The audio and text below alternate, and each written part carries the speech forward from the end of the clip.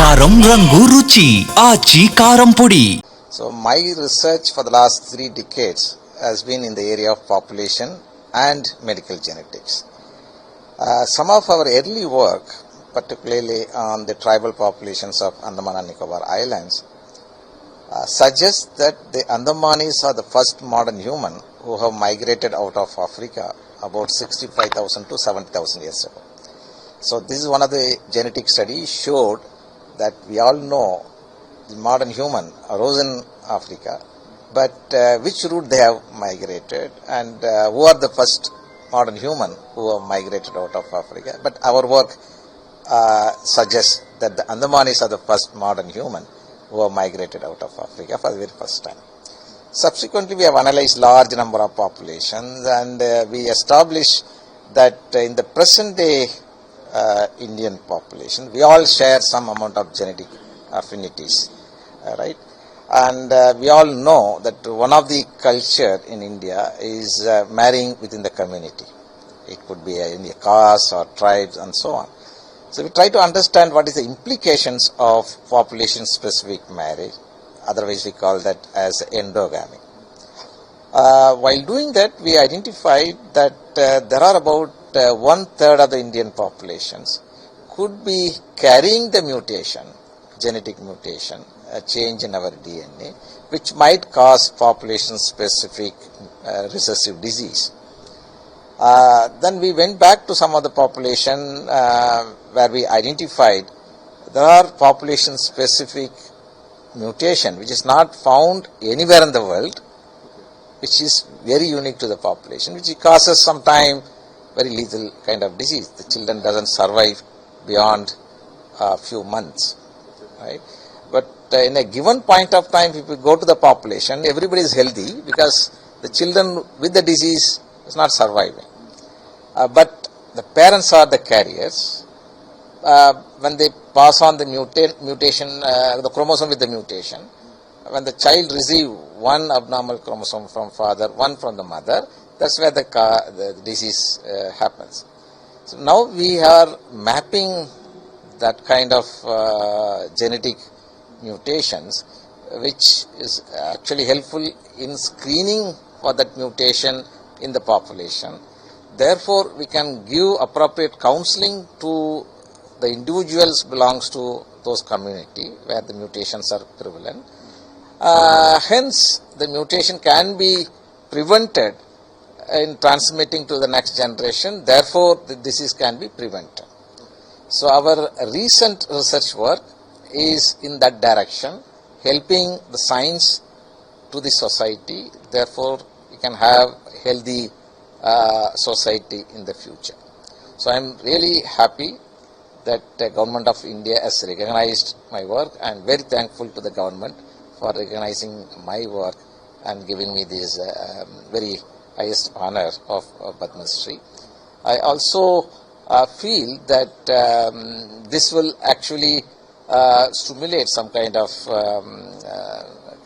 stimulation to the younger generation to take science, particularly the field of genetics, so that they can identify some genetic problem in the community and try to address those problems. In fact, even it gives me much more enthusiasm to take much more work in the similar field, which is useful for the society and the community in the future. So, thank you very much. How much your years released or tell about your work? So, I've been in this field for last 32 years and published more than 300 research articles. Some of them are in the very top journals, including Science, Nature, Cell, and so on. So, if you take my research, which can be divided into two. One is population genetics, try to understand population history. Other one is medical genetics or medical genomics, try to understand the genetic cause for some of the diseases, including cardiovascular diseases, broad spectrum of mitochondrial disorders, infertility, and so on.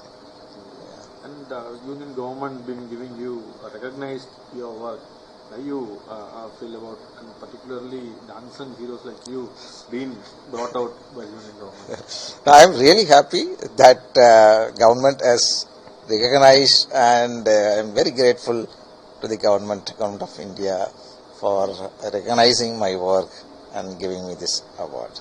Thank you. Yes.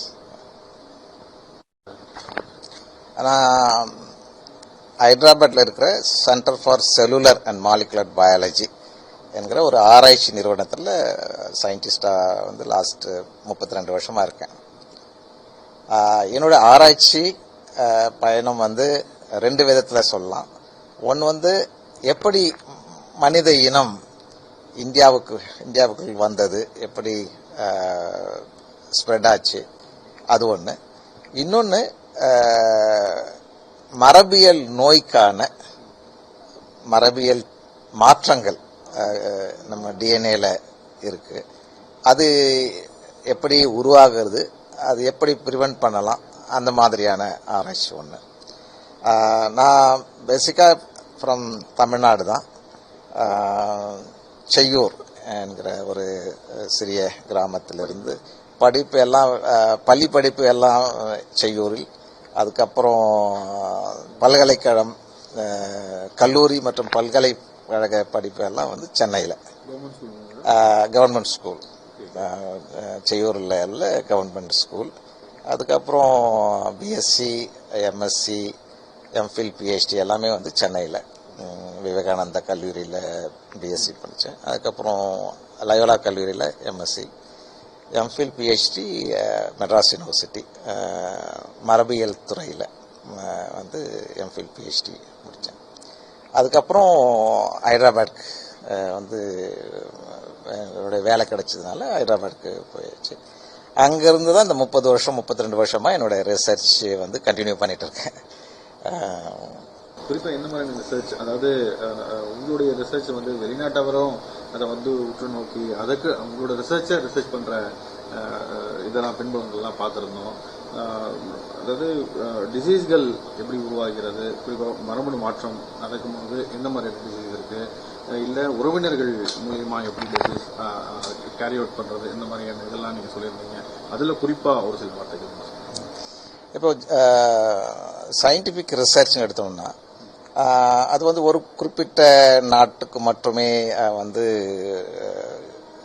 சொல்ல முடியாது. So நம்ம பண்ணுற research வந்து world ஃபுல்லாக வந்து அதை recognise பண்ணணும். So அப்படிப்பட்ட ஆராய்ச்சி தான் எல்லாருமே பண்ணுவாங்க. என்னுடைய ஆராய்ச்சி பர்டிகுலராக மரபியல் ரிலேட்டட் ஆராய்ச்சி.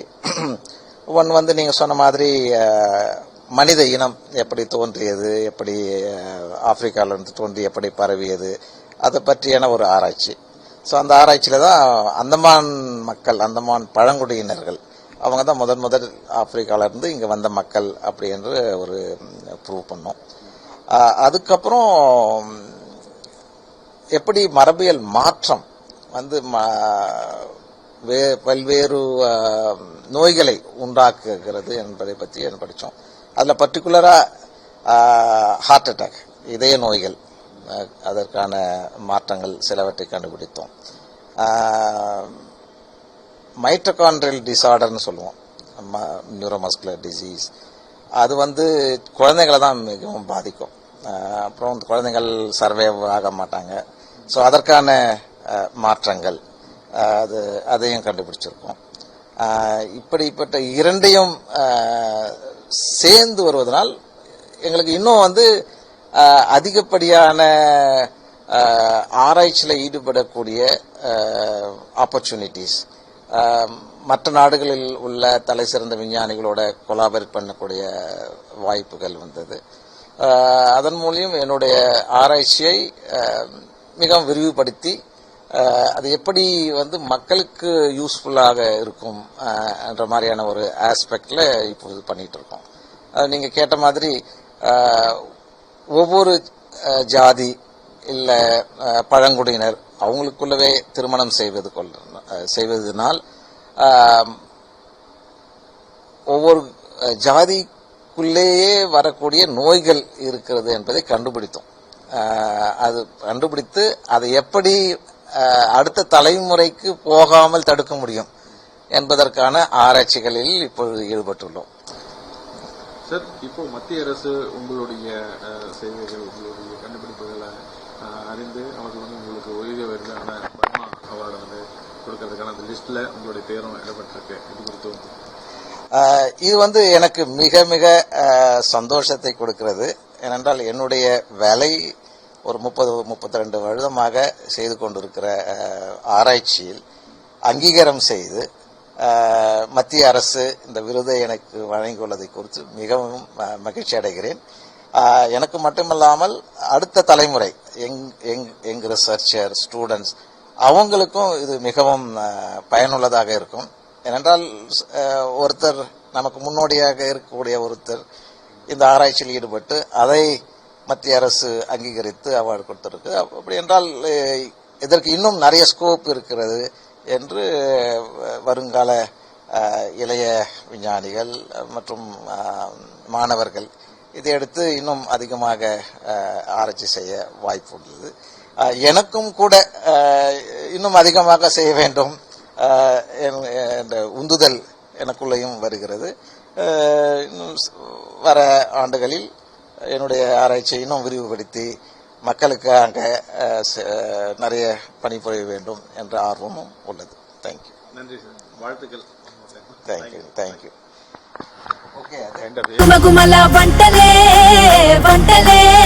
తెరకొట్టే కారం రంగు రుచి ఆచి కారం పొడి.